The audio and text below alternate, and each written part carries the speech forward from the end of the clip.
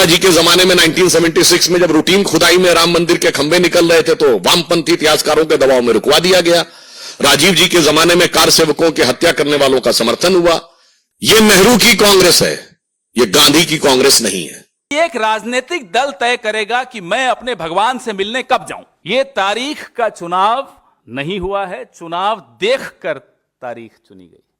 जब अयोध्या में श्री रामलला विराजमान की प्राण प्रतिष्ठा होने जा रही है और उस समय एक बार पुनः कांग्रेस ने अपनी उसी प्रवृत्ति के अनुरूप, क्योंकि यह भारत के इतिहास का ऐतिहासिक पल है, यदि आजादी 800 साल की गुलामी के बाद हमें मिली थी 1947 में, यद्यपि कांग्रेसी कहते हैं 200 साल की गुलामी, हम कहते हैं 800 साल की गुलामी, तो यह 500 साल के संघर्ष के बाद भारत का वह स्वाभिमान उभर कर सामने आने जा रहा है जिसके के लिए सरदार पटेल ने कहा था सोमनाथ मंदिर की प्राण प्रतिष्ठा के समय कि जब जब भारत स्वतंत्र हुआ था तो सोमनाथ की अट्टालिकाओं ने आकाश को छुआ था।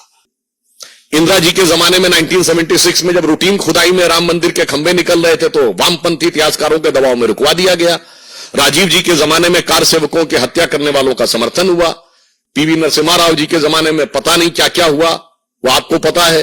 और सोनिया जी के जमाने में आते आते राम काल्पनिक होने का हलफनामा तक हो गया। यानी यह बहुत साफ है कि यह प्रवृत्ति जो आज कांग्रेस ने दिखाई है एक मौका था कि आज आप अपने को बदल कर दिखा सकते थे, परंतु आपने ऐसा नहीं किया। परंतु मैं एक और बात स्पष्ट करना चाहता हूं, यह नेहरू की कांग्रेस है, यह गांधी की कांग्रेस नहीं है।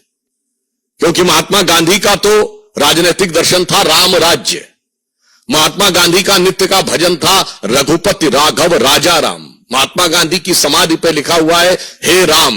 और आज उस राम राज्य की प्राण प्रतिष्ठा का प्रारंभ हो रहा है, श्री गणेश हो रहा है, और आप उसके साथ नहीं खड़े हैं। इसका मतलब बहुत साफ है कि यह गांधी की कांग्रेस और नेहरू की कांग्रेस का अंतर भी अब बिल्कुल साफ हो गया है।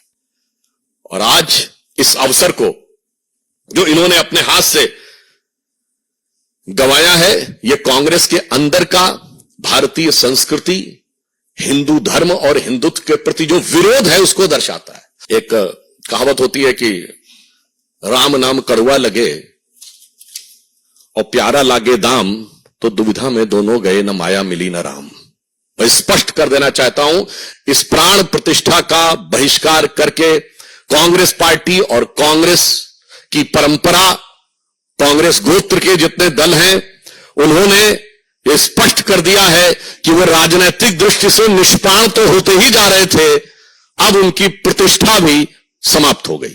कि क्या भगवान के मंदिर में निमंत्रण से जाया जाता है? क्या हम निमंत्रण की इंतजार करेंगे और निमंत्रण नहीं आए तो नहीं जाएंगे? ये कभी सुना है आपने कि एक राजनीतिक दल तय करेगा कि मैं अपने भगवान से मिलने कब जाऊं, और मैं जाऊं या ना जाऊं, सुप्रिया जी जाएं या ना जाएं? मंदिर में न किसी को बुलाया जाता है, कम से कम इंसान द्वारा तो नहीं बुलाया जाता, और न किसी को रोका जाता है। न इंसान किसी को मंदिर में बुला सकता है, न इंसान किसी को मंदिर जाने से रोक सकता है। क्या यह कार्यक्रम धार्मिक है? अगर यह कार्यक्रम धार्मिक है तो क्या विधि विधान से हो रहा है, धर्मशास्त्र से कुछ किया जा रहा है? अगर यह कार्यक्रम धार्मिक है तो शंकराचार्य, चारों पीठों के हमारे शंकराचार्य,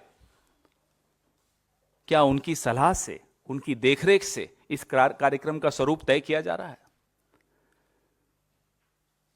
चारों शंकराचार्य, चारों पीठ स्पष्ट रूप से कह चुके हैं कि एक अधूरे मंदिर की प्राण प्रतिष्ठापन नहीं की जा सकती।